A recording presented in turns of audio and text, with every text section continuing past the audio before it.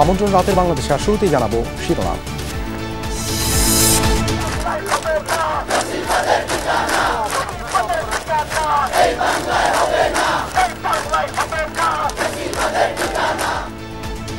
ঢাকা বিশ্ববিদ্যালয়ে বৈষম্য বিরোধী ছাত্র আন্দোলনের বিক্ষোভ সমাবেশ, আওয়ামী লীগের ফ্যাসিবাদী চক্রান্ত ষড়যন্ত্র রুখে দেওয়ার হুঁশিয়ারি।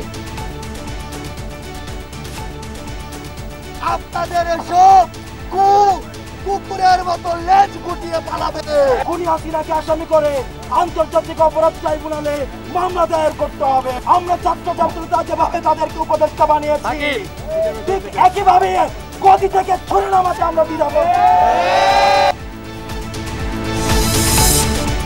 বিএনপি সহ বিভিন্ন রাজনৈতিক দলের সাথে প্রধান উপদেষ্টার আলোচনা, নির্বাচনের পরিবেশ তৈরিতে অন্তর্বর্তী সরকারকে সময় দেবে বিএনপি। এখান থেকে পালিয়ে গিয়ে ভারতে অবস্থান নিয়ে সেখান থেকে বাংলাদেশের যে বিজয় অর্জন হয়েছে জনগণের, সেই বিজয়কে নস্যাৎ করার জন্য আবার চক্রান্ত শুরু করেছে। সনাতন ধর্মাবলম্বীদের জানমাল রক্ষায় সবকিছু করা হবে আশ্বাস স্বরাষ্ট্র উপদেষ্টার। আওয়ামী লীগকে পুনর্গঠনের পরামর্শ।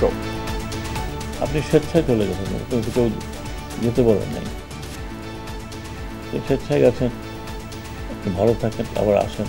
বাট এই গণ্ডগোল পাকাবার তো কথা মানে হয় না। এই গণ্ডগোল পাকায় তো লাভ হবে না। অন্তর্বর্তী সরকারের বিষয়ে ইতিবাচক, বিদেশি কূটনীতিকরা ব্রিফিং শেষে উপদেষ্টা। রাজনীতিতে তরুণদের মতকে গুরুত্ব দেওয়ার পরামর্শ।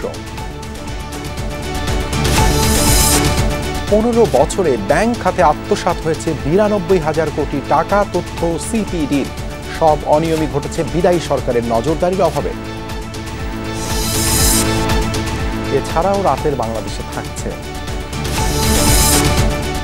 ন্যাম ভবন থেকে সাবেক এমপিদের মালামাল সরিয়ে নেয়ার সময় অন্তত 25টি ট্রাক আটকে দিল শিক্ষার্থীরা। বৈধ কাগজ পেলে ছাড়া হবে জানালো সেনাবাহিনী।